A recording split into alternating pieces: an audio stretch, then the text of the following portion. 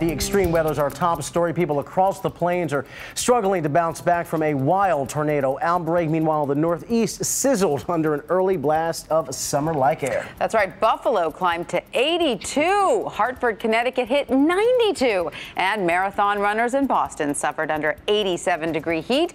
More from ABC's Scott Goldberg.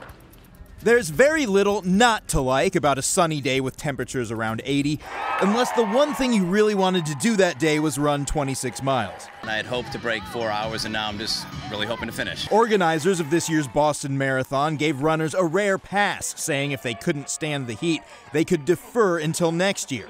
And about 4,300 people who signed up didn't show up, although race officials say that number of no-shows is normal. Last year's winner dropped out because of cramps.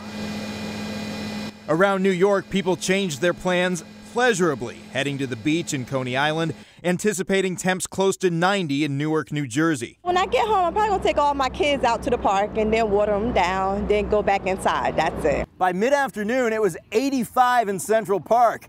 The only marathon getting interrupted here is the rat race. But as most of the Northeast enjoyed this spike of summer, with temperatures more than 20 degrees above normal highs, in the Great Plains there are real concerns about the system that produced it.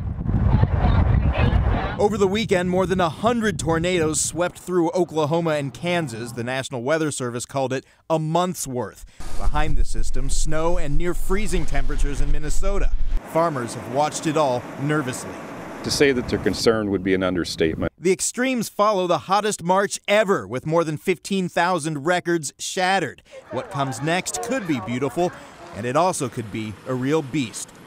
But in the short term, at least, things should get back to normal pretty quickly. Here in the Northeast, it's going to cool off from this point forward, and by the weekend, they are predicting some good old-fashioned April showers.